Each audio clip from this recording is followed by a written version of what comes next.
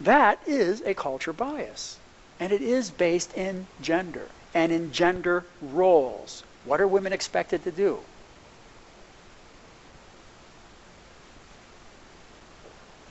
But we could also be, it could be a function of our ethnicity and other types of factors. So if you are in a critical theory mindset, you are accepting that we as researchers are going to influence not only what we are researching, but the way we perceive it, because we come from various backgrounds.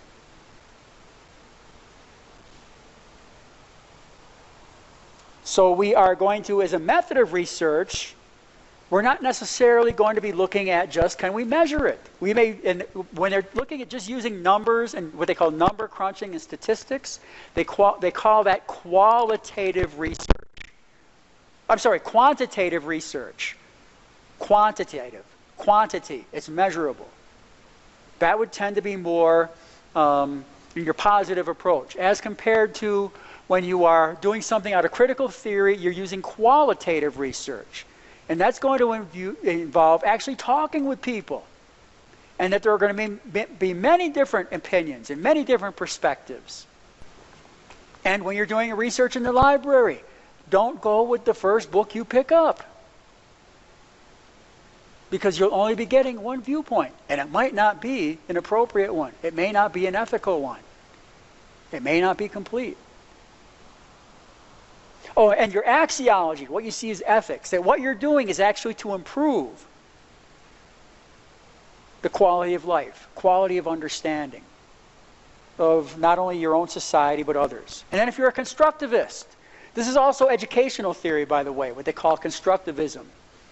And that is that we create the world that we live in.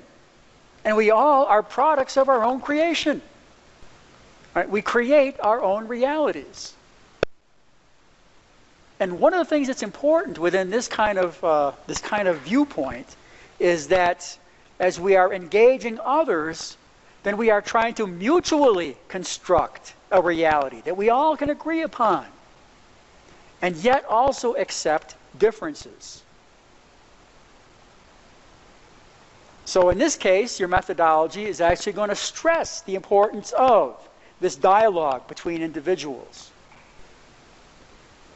And after a while, when you start to do research, you'll actually start to be able to determine, is this person a positivist? Are they a constructivist? You'll also be able to determine their methodology. Are they a number cruncher?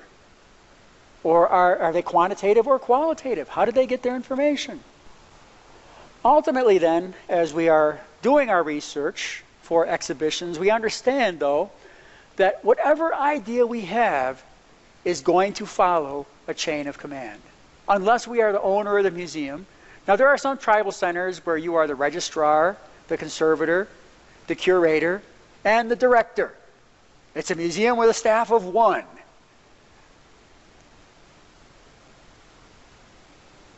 In some communities, that's how it starts. So you pretty much do what you want to do. You are still going to be operating within an axiology, a set of ethics.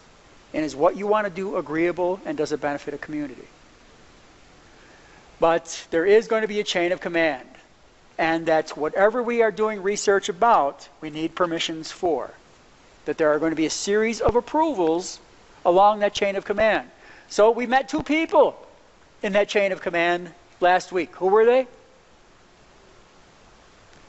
Loma Haftua, Tatiana Loma Haftua Singer, and Ryan Playhive.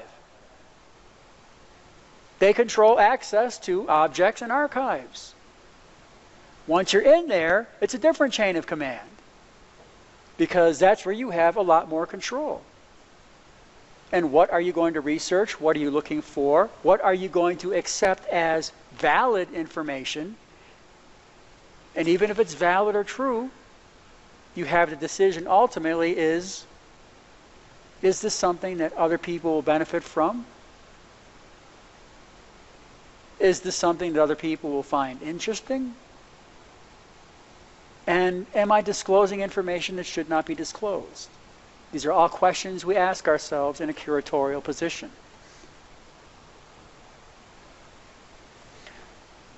Now today is a real Reader's Digest capsule summary of usually what you take in a year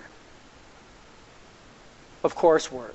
So I just did a real quick summary, because in a year of research methods, you are studying quantifiable as well as qualifiable, quantitative versus qualitative research methods. And within that, you're always being confronted with issues of ethics. That will be a strong component of any of these research methods courses. But we have one semester, and so I just squeezed it into one lecture. So if it seems like it was on fast forward, yes, it is. At the very base of it, consider your axiology. Consider the ethics of what you're doing. And if you just get that little niggling that, wow, this is really juicy, but as soon as you hear the but, put it down. There's enough amazing, interesting information out there that we don't have to resort to revealing or disclosing things that weren't meant to be disclosed. And there are things in our archives that are exactly that kind of information.